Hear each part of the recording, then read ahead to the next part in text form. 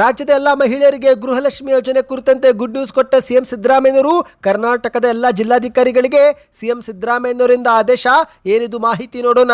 ನಿಮ್ಮ ಬ್ಯಾಂಕ್ ಖಾತೆಗೆ 2,000 ರೂಪಾಯಿ ಜಮೆ ಆಗುತ್ತಿಲ್ಲವೆಂದರೆ ಈ ಮಾಹಿತಿ ಸ್ವಲ್ಪ ಸ್ಕಿಪ್ ಮಾಡದೆ ಪೂರ್ತಿಯಾಗಿ ನೋಡಿ. ಮತ್ತೊಂದೆಡೆಯಲ್ಲಿ ಬಿಜೆಪಿಯಿಂದಲೂ ಕೂಡ 15 ಭರವಸೆಗಳ ಘೋಷಣೆ. ಮಹಿಳೆಯರಿಗೆ ತಿಂಗಳಿಗೆ 3,000, ನಿರುದ್ಯೋಗಿ ಯುವಕರಿಗೂ ಕೂಡ 3,000 ರೂಪಾಯಿ ಘೋಷಣೆ. ಏನಿದು ಮಾಹಿತಿ ನೋಡೋಣ. ಅಮಿತ್ ಶಾ ಅವರು ಮಹಾ ಪ್ರಣಾಳಿಕೆ ಬಿಡುಗಡೆ ಮಾಡಿದ್ದಾರೆ. ಮತ್ತೊಂದೆಡೆಯಲ್ಲಿ ಆ ದಿನ ಸೋತಾಗ ದೇವೇಗೌಡರ ಮುಂದೆ ಕಣ್ಣೀರು ಹಾಕಿದ್ದು ಮರೆತು ಬಿಟ್ರ ಎಂದು ಸಿಎಂ ಸಿದ್ದರಾಮಯ್ಯನವರ ವಿರುದ್ಧ ಕುಮಾರಸ್ವಾಮಿ ಅವರು ಕಿಡಿಕಾರಿದ್ದಾರೆ. ಎಲ್ಲ ಮಾಹಿತಿಗಳು ಬಂದಿವೆ ಸ್ನೇಹಿತರೆ. ಇನ್ನು ಬಂಗಾರ ಬೆಳ್ಳಿಯಲ್ಲಿ ಮತ್ತೊಮ್ಮೆ ಸ್ಥಿರತೆ ಬಂದಿದ್ದು, ನೀವೇನಾದರೂ ಚಿನ್ನ ಬೆಳ್ಳಿ ಖರೀದಿ ಮಾಡಲು ಇಚ್ಛಿಸುತ್ತಿದ್ರೆ ಈ ಮಾಹಿತಿ ಪೂರ್ತಿ ನೋಡಿ. ಶೀಘ್ರವೇ ಚಿನ್ನದ ಬೆಲೆ ಮತ್ತೊಂದು ದೊಡ್ಡ ಏರಿಕೆ ಆಗಲಿದೆ. ಆರ್ಥಿಕ ತಜ್ಞರ ಶಾಕಿಂಗ್ ಹೇಳಿಕೆ. ಎಲ್ಲ ಮಾಹಿತಿ ಡೀಟೇಲ್ ಆಗಿ ನೋಡೋಕ್ಕಿಂತ ಮೊದಲು ನೀವು ಸುದ್ದಿ ಸಮಯ ಯೂಟ್ಯೂಬ್ ಚಾನೆಲ್ಗೆ ಮೊದಲು ಬಾರಿ ಭೇಟಿ ನೀಡುತ್ತಿದ್ರೆ ದಯವಿಟ್ಟು ಸಬ್ಸ್ಕ್ರೈಬ್ ಮಾಡಿಕೊಳ್ಳಿ.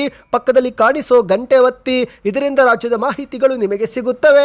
ವಿಡಿಯೋಗೆ ಲೈಕ್ ಮಾಡಿ ಮತ್ತು ವಿಡಿಯೋ ಪೂರ್ತಿಯಾಗಿ ನೋಡಿ. ಬನ್ನಿ ಸ್ನೇಹಿತರೆ, ಎಲ್ಲ ಮಾಹಿತಿಗಳನ್ನು ಡೀಟೇಲ್ ಆಗಿ ನೋಡೋಣ.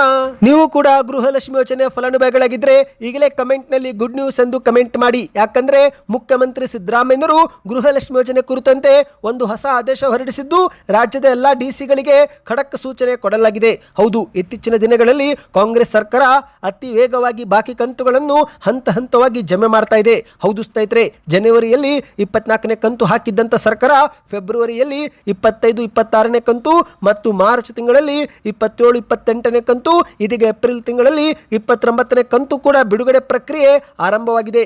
ನಿಮ್ಮ ಬ್ಯಾಂಕ್ ಖಾತೆಗೆ 29ನೇ ಕಂತು ಬಂದಿದೆಯಾ? ಕಮೆಂಟ್ ಮಾಡಿ. ಮಾಧ್ಯಮಗಳ ವರದಿಯ ಪ್ರಕಾರ ಚಿತ್ರದುರ್ಗ ಮತ್ತು ಧಾರವಾಡ ಜಿಲ್ಲೆ ಫಲಾನುಭವಿಗಳಿಗೆ 29ನೇ ಕಂತು ಜಮಾ ಆಗಿರುವುದು ದೃಢಪಟ್ಟಿದೆ. ನಿಮ್ಮ ಬ್ಯಾಂಕ್ ಖಾತೆಗೆ ಬಂದಿದ್ರೆ ಈಗಲೇ ಕಮೆಂಟ್ ಮಾಡಿ ಸ್ನೇಹಿತರೆ. ಇದೀಗ ಗೃಹಲಕ್ಷ್ಮಿ ಯೋಜನೆ ಕುರಿತಂತೆ ಸಿಎಂ ಸಿದ್ದರಾಮಯ್ಯನವರು ಒಂದು ಖಡಕ್ ಆದೇಶ ಹೊರಡಿಸಿದ್ದಾರೆ. ಹೌದು, ಗೃಹಲಕ್ಷ್ಮಿ ಯೋಜನೆಯಡಿಯಲ್ಲಿ 2,000 ರೂಪಾಯಿ ಮಹಿಳೆಯರ ಬ್ಯಾಂಕ್ ಖಾತೆಗೆ ಜಮೆ ಆಗುವ ಹಣವನ್ನು ಖಾಸಗಿ ಫೈನಾನ್ಸ್ ಕಂಪನಿಗಳು ಮತ್ತು ಮೈಕ್ರೋ ಫೈನಾನ್ಸ್ ಸಂಸ್ಥೆಗಳು ಹಳೆಯ ಸಾಲದ ಬಾಕಿ ನೆಪದಲ್ಲಿ ಬಲವಂತವಾಗಿ ಕಡಿತಗೊಳಿಸುತ್ತಿದ್ದು, ಹಾಗಾಗಿ ಈ ಬಗ್ಗೆ ಕೂಡಲೇ ಸೂಕ್ತ ಕ್ರಮ ವಹಿಸುವಂತೆ ಸಿಎಂ ಸಿದ್ದರಾಮಯ್ಯನವರು ಆದೇಶ ಹೊರಡಿಸಿದ್ದಾರೆ.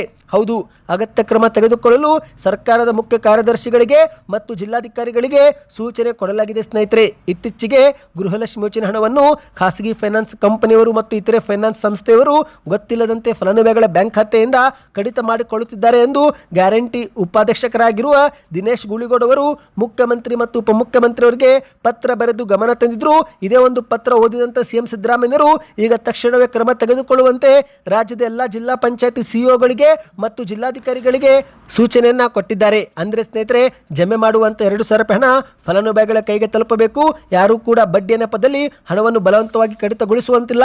ಒಂದೊಮ್ಮೆ ತೆಗೆದುಕೊಂಡ್ರೆ ಅವರ ವಿರುದ್ಧ ಕಠಿಣ ಕ್ರಮ ತೆಗೆದುಕೊಳ್ಳಿ ಎಂದು ಸಿಎಂ ಅವರು ಇಲ್ಲಿ ಸೂಚನೆ ಕೊಟ್ಟಿದ್ದಾರೆ. ನಿಮ್ಮ ಬ್ಯಾಂಕ್ ಖಾತೆಗೂ ಜಮೆ ಆಗುತ್ತಿರುವ ಹಣವನ್ನು ಬ್ಯಾಂಕುಗಳು ಅಥವಾ ಫೈನಾನ್ಸ್ ಕಂಪನಿಗಳು ಸಾಲದ ರೂಪದಲ್ಲಿ ಕಡಿತ ಮಾಡಿಕೊಳ್ತಿದ್ದಾರಾ? ನಿಮ್ಮ ಅನಿಸಿಕೆಯನ್ನು ಕಮೆಂಟ್ ಮಾಡಿ ತಿಳಿಸಿ. ಬನ್ನಿ ಸ್ನೇಹಿತರೆ, ಎರಡನೇ ಮಾಹಿತಿಗೆ ಹೋಗೋಣ. ಇದೀಗ ಬಿಜೆಪಿಯಿಂದಲೂ ಕೂಡ ಭರ್ಪೂರ ಭರವಸೆಗಳನ್ನು ಘೋಷಣೆ ಮಾಡಲಾಗಿದೆ. ಹೌದು ಸ್ನೇಹಿತರೆ, ಸ್ವತಃ ಅಮಿತ್ ಶಾ ಅವರು 15 ಗ್ಯಾರಂಟಿಗಳನ್ನು ಘೋಷಣೆ ಮಾಡಿದ್ದಾರೆ. ಪಶ್ಚಿಮ ಬಂಗಾಳ ವಿಧಾನಸಭೆ ಚುನಾವಣೆಯನ್ನ ಗಮನದಲ್ಲಿಟ್ಟುಕೊಂಡು ಬಿಜೆಪಿ ಅಧಿಕಾರಕ್ಕೆ ಬಂದರೆ 15 ಗ್ಯಾರಂಟಿ ಜಾರಿಗೆ ಮಾಡುವ ಭರವಸೆ ಕೊಟ್ಟಿದ್ದು, ಮಹಿಳೆಯರು, ಯುವಕರು, ಸರ್ಕಾರಿ ನೌಕರರು ಸೇರಿ ರೈತರಿಗೂ ಕೂಡ ಹಲವು ಭರವಸೆಗಳನ್ನ ಘೋಷಣೆ ಮಾಡಲಾಗಿದೆ. ಹೌದು, ಕೇಂದ್ರದ ಗೃಹ ಸಚಿವರಾಗಿರುವ ಅಮಿತ್ ಶಾ ಅವರು ಕೋಲ್ಕತ್ತಾದಲ್ಲಿ ನಡೆದಂತ ಸಭೆಯಲ್ಲಿ ಪ್ರಣಾಳಿಕೆ ಬಿಡುಗಡೆ ಮಾಡಿ 15 ಪ್ರಮುಖ ಆಶ್ವಾಸನೆಗಳನ್ನ ಜನರ ಮುಂದೆ ಇಟ್ಟಿದ್ದಾರೆ. ಅದರಲ್ಲಿ ಮುಖ್ಯವಾಗಿ ಮಹಿಳೆಯರಿಗೆ ಪ್ರತಿ ತಿಂಗಳು 3,000 ರೂಪಾಯಿ ಆರ್ಥಿಕ ನೆರವು ಘೋಷಣೆ ಮಾಡಲಾಗಿದೆ. ಹೌದು, ಗೃಹಲಕ್ಷ್ಮಿ ಯೋಜನೆ ರೀತಿಯಲ್ಲಿ ಮಹಿಳೆಯರಿಗೆ ಪ್ರತಿ ತಿಂಗಳು 3,000 ರೂಪಾಯಿ ಕೊಡುವ ಭರವಸೆ ಬಿಜೆಪಿಯಿಂದ ಕೊಡಲಾಗಿದೆ. ಅಷ್ಟು ಮಾತ್ರವಲ್ಲ, ನಿರುದ್ಯೋಗಿ ಯುವಕರಿಗೂ ಪ್ರತಿ ತಿಂಗಳಿಗೆ 3,000 ರೂಪಾಯಿ ಭತ್ಯೆ, ರಾಜ್ಯ ಸರ್ಕಾರಿ ಉದ್ಯೋಗಗಳಲ್ಲಿ ಮಹಿಳೆಯರಿಗೆ 33% ಮೀಸಲಾತಿ, ಆಯುಷ್ಮಾನ್ ಭಾರತ್ ವಿಸ್ತರಣೆ, ಮಹಿಳೆಯರಿಗೆ ಉಚಿತ ಕ್ಯಾನ್ಸರ್ ತಪಾಸಣೆ ಮತ್ತು HPV ಲಸಿಕೆ ನೀಡುವುದು, 45 ದಿನದ ಒಳಗೆ 7ನೇ ವೇತನ ಆಯೋಗ ಜಾರಿಗೆ ಮಾಡುವುದು ಮತ್ತು ಅಧಿಕಾರಕ್ಕೆ ಬಂದ ನಂತರ 5 ವರ್ಷಗಳಲ್ಲಿ 1 ಕೋಟಿ ಉದ್ಯೋಗ ಸೃಷ್ಟಿ ಮಾಡೋ ಜೊತೆಗೆ ಸ್ವಯಂ ಉದ್ಯೋಗಾವಕಾಶಕ್ಕೂ ಕೂಡ ಅನುಕೂಲ ಮಾಡಿಕೊಡಲಾಗುವುದು ಎಂದು ಭರವಸೆ ಕೊಡಲಾಗಿದೆ ಸ್ನೇಹಿತರೆ. ಇನ್ನು ಅಧಿಕಾರಕ್ಕೆ ಬಂದ 6 ತಿಂಗಳ ಒಳಗೆ ಏಕರೂಪ ನಾಗರಿಕ ಸಂಹಿತೆ ಜಾರಿ, ಅಕ್ರಮ ನುಸುಳುವಿಕೆ ಪತ್ತೆ ಮಾಡಿ ಗಡೀಪಾರು ನೀತಿ ಮಾಡುವುದು, ಸಿಂಡಿಕೇಟ್ ಮತ್ತು ಕಟ್ಟಮನಿ ಸಂಸ್ಕೃತಿ ನಿರ್ಮೂಲನೆ ಮಾಡುವುದು, 15 ವರ್ಷಗಳಲ್ಲಿ ನಡೆದಂತ ಭ್ರಷ್ಟಾಚಾರ ಮತ್ತು ಅಪರಾಧ ಪ್ರಕರಣಗಳನ್ನು ಮತ್ತೊಮ್ಮೆ ಮರು ತನಿಖೆ ಮಾಡುವುದು ಮತ್ತು ಅದೇ ರೀತಿ ಸ್ನೇಹಿತರೆ ಉತ್ತರ ಬಂಗಾಳದಲ್ಲಿ ಹೊಸ AIIMS, IIT ಮತ್ತು IIM ಸ್ಥಾಪನೆ ಮಾಡುವ ಭರವಸೆಯೊಂದಿಗೆ ಸಿಂಗೂರಿನಲ್ಲಿ ಬೃಹತ್ ಕೈಗಾರಿಕಾ ಪಾರ್ಕ್ ನಿರ್ಮಾಣ ಮತ್ತು ರೈತರಿಗೆ ಹಾಗೂ ಮೀನುಗಾರರಿಗೆ ವಿಶೇಷ ಬೆಂಬಲ ಯೋಜನೆ ಜೊತೆಗೇ ಬಂಗಾಳವನ್ನು ಮೀನು ರಫ್ತು ಹಬ್ ಆಗಿ ಅಭಿವೃದ್ಧಿ ಮಾಡುವ ಭರವಸೆಯನ್ನು ಬಿಜೆಪಿಯಿಂದ ಘೋಷಣೆ ಮಾಡಲಾಗಿದೆ. ಒಟ್ಟಿನಲ್ಲಿ ಬಂಗಾಳದಲ್ಲಿ ಬಿಜೆಪಿಯನ್ನು ಅಧಿಕಾರಕ್ಕೆ ತರಲು 15 ಗ್ಯಾರಂಟಿಗಳ ಒಂದು ಘೋಷಣೆ ಮಾಡಲಾಗಿದೆ ಸ್ನೇಹಿತರೆ. ಬನ್ನೀಗ ಮತ್ತೊಂದು ಮಾಹಿತಿಗೆ ಹೋಗೋಣ. ಅಂದು ಸೋತಾಗ ದೇವೇಗೌಡರ ಮುಂದೆ ಕಣ್ಣೀರು ಹಾಕಿದ್ದು ಮರೆತು ಬಿಟ್ರಾ ಎಂದು ಸಿದ್ದರಾಮಯ್ಯರ ವಿರುದ್ಧ ಕುಮಾರಸ್ವಾಮಿಯವರು ಮೈಸೂರಲ್ಲಿ ಕಿಡಿಕಾರಿದ್ದಾರೆ. ಹೌದು, ಇತ್ತೀಚೆಗೆ ಸಿದ್ದರಾಮಯ್ಯರು ಜನತಾದಳ ಪಕ್ಷವು 58 ಸೀಟು ಗೆದ್ದಿದ್ದು ನನ್ನಿಂದಲೇ ಎಂಬ ಹೇಳಿಕೆ ಕೊಟ್ಟಿದ್ದು. ಇದೇ ಹೇಳಿಕೆಗೆ ಕುಮಾರಸ್ವಾಮಿಯವರು ಪ್ರತಿಕ್ರಿಯೆ ಕೊಟ್ಟಿದ್ದಾರೆ. JDS 58 ಸೀಟು ಗೆಲ್ಲಲು ನಾನೇ ಕಾರಣ ಎಂದು ಪದೇ ಪದೇ ಸಿದ್ದರಾಮಯ್ಯರು ಹೇಳುತ್ತಿದ್ದಾರೆ. ಆದರೆ ಅಂದು ಪಕ್ಷ ಗೆಲ್ಲಲು ದೇವೇಗೌಡರು ಮತ್ತು ನನ್ನ ಶ್ರಮವೇ ದೊಡ್ಡದು, ಸಿದ್ದರಾಮಯ್ಯರ ಪಾತ್ರ ಕೇವಲ 10% ಮಾತ್ರವಾಗಿತ್ತು ಎಂದು ಕುಮಾರಸ್ವಾಮಿಯವರು ಮೈಸೂರಲ್ಲಿ ತಿರುಗೇಟು ನೀಡಿದ್ದಾರೆ. ಮಾಧ್ಯಮಗಳ ಮುಂದೆ ಮಾತನಾಡಿರುವಂತಹ ಕುಮಾರಸ್ವಾಮಿಯವರು ಮೊದಲಿಗೆ ಸಿದ್ದರಾಮಯ್ಯನವರ ಹಳೆಯ ರಾಜಕೀಯ ದಿನಗಳನ್ನು ನೆನಪಿಸುತ್ತಾ ತೀವ್ರವಾಗಿಯೇ ಕಿಡಿಕಾರಿದ್ದಾರೆ. ಹೌದು, ಈ ಒಂದು ಹಿಂದೆ 1999ರ ಚುನಾವಣೆಯ ಸೋಲನ್ನು ಸ್ಮರಿಸಿದಂಥ ಕುಮಾರಸ್ವಾಮಿಯವರು ಆ ದಿನ ಸಿದ್ದರಾಮಯ್ಯನವರೇ ಪಕ್ಷದ ಅಧ್ಯಕ್ಷರಾಗಿದ್ದರು. ಆಗ ಇವರು ಎಷ್ಟು ಸೀಟು ಗೆದ್ದಿದ್ರು. ಸೋಲಿನ ನಂತರ ಮಹದೇವಪ್ಪ ಮತ್ತು ಸಿದ್ದರಾಮಯ್ಯನವರಿಬ್ಬರು ಸೇರಿ HD ದೇವೇಗೌಡರ ಮನೆಗೆ ಬಂದು ಕಣ್ಣೀರು ಹಾಕಿದ್ರು. ಆ ಒಂದು ದಿನ ಅವರು ಹಾಕಿದ ಕಣ್ಣೀರಿಗೆ ದೇವೇಗೌಡರ ಮುಂದೆ ಬಕೆಟ್ ಇಟ್ಟಿದ್ರೆ ಅದು ತುಂಬಿ ಹೋಗುತ್ತಿತ್ತು. ಇಷ್ಟೆಲ್ಲ ಅನುಭವಿಸಿ ಈಗ ಅಹಂಕಾರದ ಮಾತುಗಳನ್ನು ಆಡ್ತಿದ್ದಾರೆ ಎಂದು ಕುಮಾರಸ್ವಾಮಿಯವರು ಲೇವಡಿ ಮಾಡಿದ್ದಾರೆ.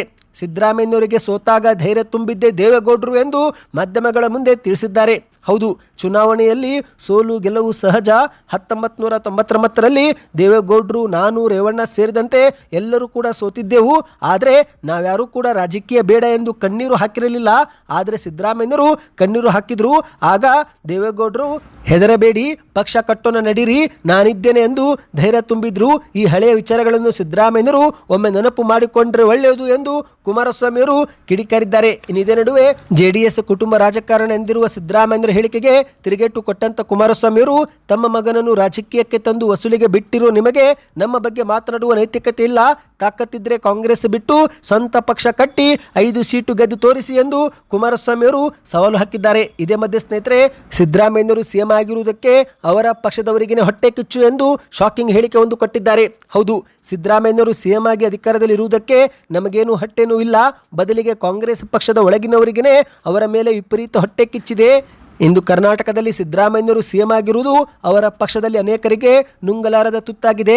ಕೆಲವರು ದಿನ ಬೆಳಗಾದ್ರೆ ಸಮಯ ಯಾವಾಗ ಬರುತ್ತೆ ಎಂದು ಕಾದು ಕುಳಿತಿದ್ದಾರೆ. ಸಿದ್ದರಾಮಯ್ಯರು ಹೈಕಮಾಂಡ್ ಅನ್ನು ಹೆದರಿಸಿಟ್ಟುಕೊಂಡಿದ್ದಾರೆ. ಆದ್ದರಿಂದಲೇ ಅವರು ಯಾವುದೇ ಕಾರಣಕ್ಕೂ ಸದ್ಯಕ್ಕೆ ಕುರ್ಚಿ ಬಿಟ್ಟು ಕೊಡೋದಿಲ್ಲ ಎಂದು ಕುಮಾರಸ್ವಾಮಿಯವರು ಅಭಿಪ್ರಾಯಪಟ್ಟಿದ್ದಾರೆ. ಬನ್ನಿ ಈಗ ಕೊನೆಯ ಮಾಹಿತಿಗೆ ಹೋಗೋಣ ಸ್ನೇಹಿತರೆ. ಬಂಗಾರ ಬೆಳ್ಳಿ ಬಗ್ಗೆ ಒಂದು ಮುಖ್ಯವಾದ ಸೂಚನೆ ಬಂದಿದೆ. ಹೌದು, ನೀವು ಕೂಡ ಚಿನ್ನ ಬೆಳ್ಳಿ ಖರೀದಿ ಮಾಡಲು ಯೋಚಿಸುತ್ತಿದ್ರೆ ಇದೇ ಒಂದು ಉತ್ತಮ ಸುವರ್ಣ ಅವಕಾಶ. ಯಾಕಂದರೆ ಸ್ನೇಹಿತರೆ, ದೊಡ್ಡ ಮಟ್ಟದಲ್ಲಿ ಕುಸಿತ ಕಂಡ ಬಂಗಾರ ಈಗ ಮತ್ತೊಮ್ಮೆ ಬೆಲೆ ಏರಿಕೆ ಹಾದಿ ಹಿಡಿದಿದೆ. ಜಾಗತಿಕ ಅಂತಾರಾಷ್ಟ್ರೀಯ ಮಾರುಕಟ್ಟೆಯಲ್ಲಿ ಮತ್ತೊಮ್ಮೆ ಬಾರಿಗ ಏರಿಕೆ ಹಾದಿ ಚಿನ್ನ ಕಂಡಿದೆ ಸ್ನೇಹಿತರೆ. ಹೌದು, ಗುಡ್ ರಿಟರ್ನ್ ಸಂಸ್ಥೆ ನೀಡಿರುವ ಮಾಹಿತಿ ಪ್ರಕಾರ 24 ಕ್ಯಾರೆಟ್ ಚಿನ್ನದ ದರ ಪ್ರತಿ ಗ್ರಾಮು 15,147ಕ್ಕೆ ತಲುಪಿದರೆ 22 ಕ್ಯಾರೆಟ್ ಪ್ರತಿ ಗ್ರಾಮು 13,884 ರೂಪಾಯಿ, 18 ಕ್ಯಾರೆಟ್ ಬಂಗಾರ ಪ್ರತಿ ಗ್ರಾಮು 11,360 ರೂಪಾಯಿ. ಅಂದರೆ ಸ್ನೇಹಿತರೆ, ಸದ್ಯಕ್ಕೆ ಚಿನ್ನ ಸ್ಥಿರತೆ ಕಂಡಿದೆ.